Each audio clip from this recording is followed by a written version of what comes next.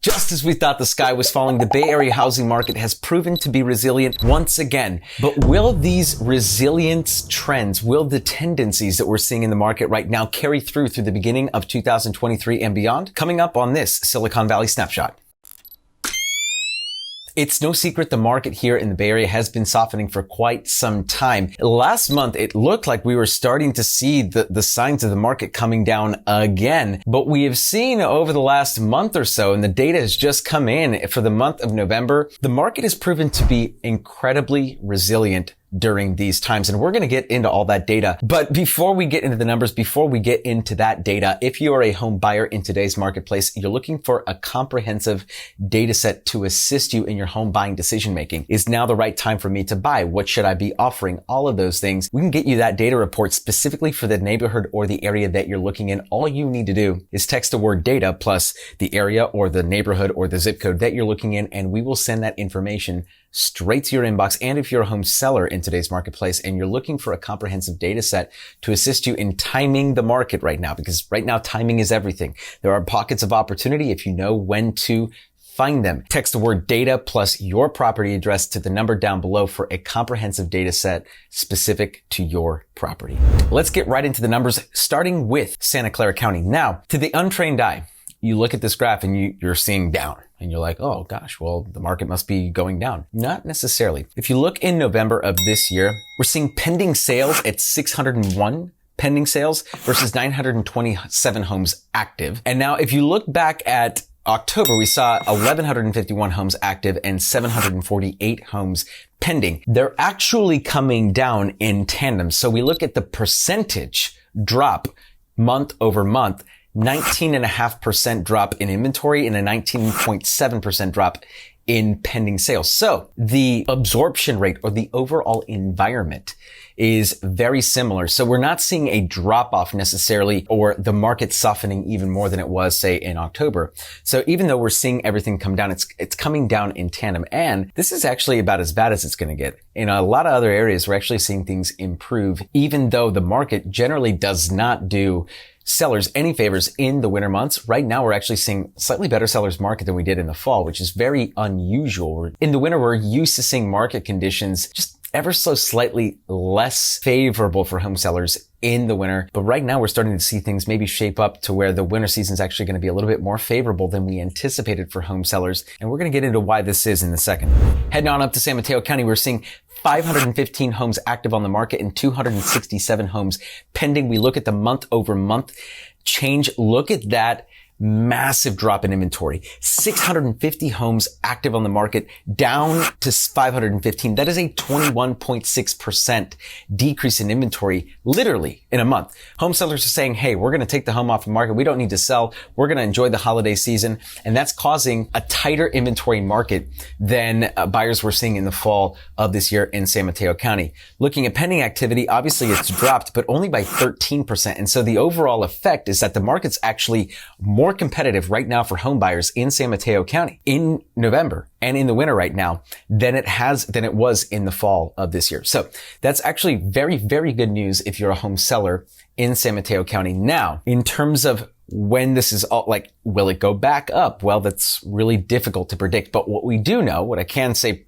fairly confidently is, barring some sort of like weird something happening, probably January. It would be safe to assume that January we're going to see inventory tighten up even more. And because historically this has happened pretty much across the Bay. And so when we see inventory levels tighten from November to January, like look, if you look back at this last year in 2021, we were at 331 homes active on the market in January. We only had 262 homes on the market in January. So buyers are going to be in the market early this year, I believe, due to the lower interest rates. They want to take advantage of it due to the uncertainty as to whether or not they're going to stay lower, they're going to go up, and inventory levels should be at a lower level than they are even right now in the marketplace today. So something to pay attention to if you're a home seller. January 2023 might be one of the better times in 2023 to sell. So let's pay attention to that. Let's keep track of that trend.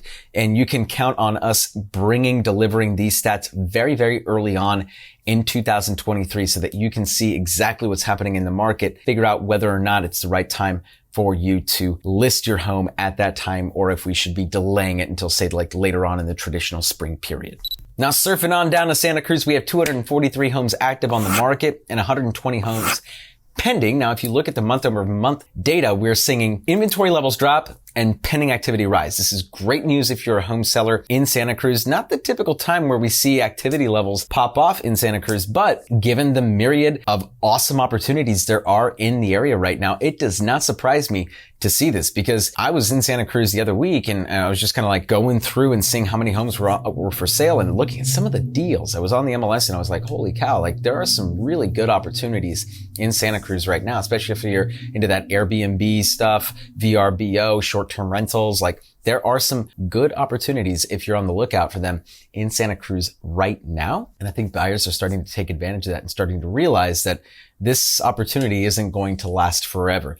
So really, really awesome stuff happening here for home sellers, particularly in Santa Cruz. And buyers, if you're seeing this, like, and you're thinking about buying a home in Santa Cruz over the next year, like wake up. Now might not be the worst time to do it, because clearly the activity level is starting to pick up in the area and inventory levels are continuing to become more and more suppressed as we head into the later winter months. Sailing on up to Santa Cruz, we have 951 homes active on the market right now and 270 homes pending. Even though we're seeing inventory levels come down, we're seeing pending activity come down even more. We had 23% decrease month over month in inventory levels, but a 26% decrease in pending activity month over month. So not the news you want to see if you're looking at selling a home in the San Francisco area right now, but for home buyers, this is just even more proof. Like, gosh, I can't even remember how many videos I've made on kind of opportunity that's present right now in San Francisco. Like if you're looking for real estate for,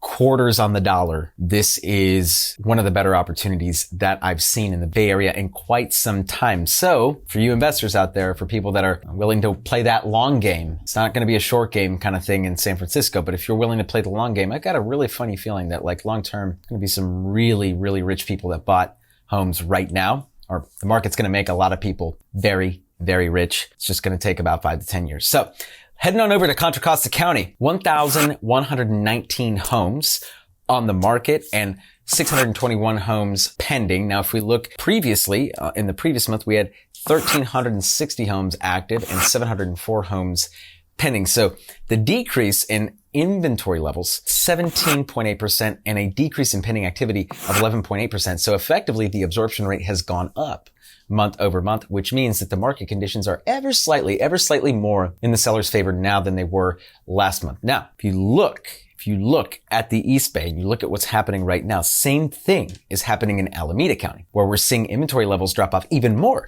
27% month over month. So inventory levels have tightened even more. 965 homes active on the market right now in November and 620 homes pending, which is only a 12.6% decrease in pending activity.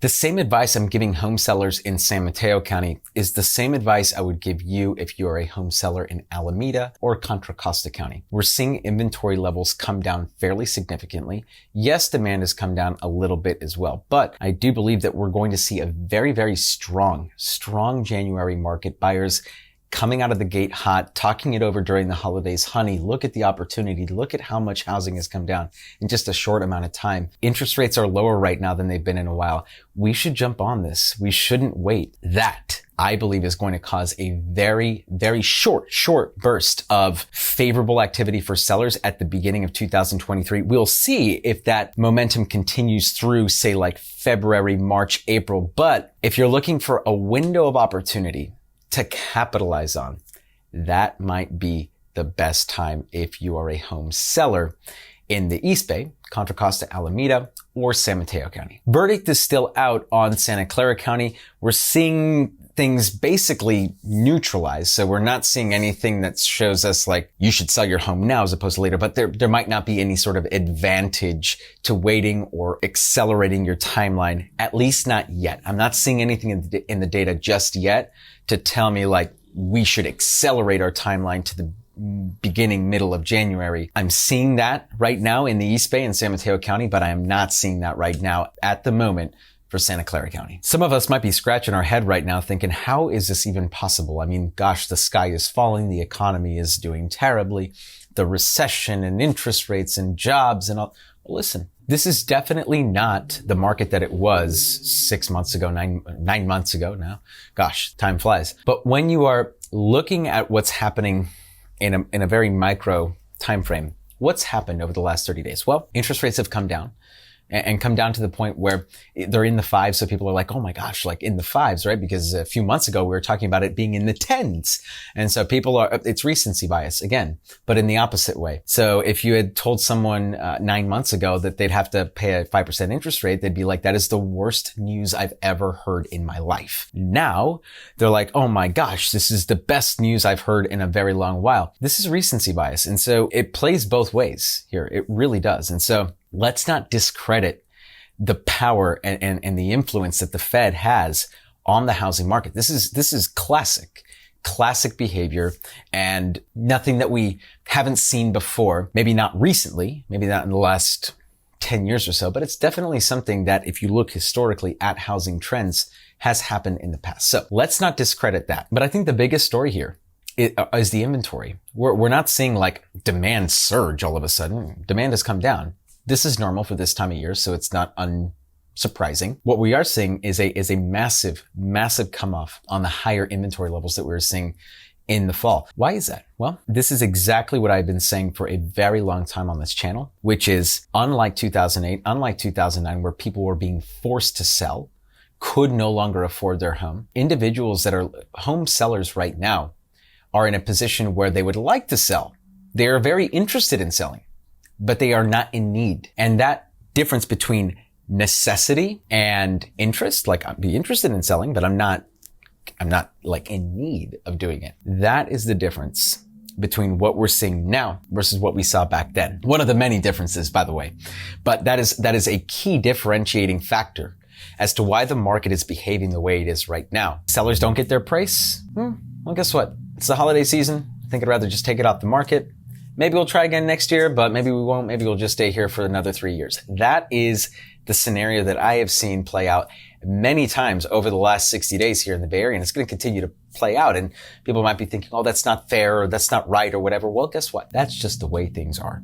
So good news is that lenders did their job this time around, and clearly the housing market is proving it, because unlike 2008, 2009, people were in homes they could not afford. Now they are. And because of that, they are not in a position where they need to sell, and that is causing the market to stay resilient in times of what many would have presumed to be times of despair. Not the case this time around. And regardless of who you are or what you do, I think we can all be happy about that. Thanks so much for watching. If you watched this long and you're still watching the video, my gosh, like what are you waiting for?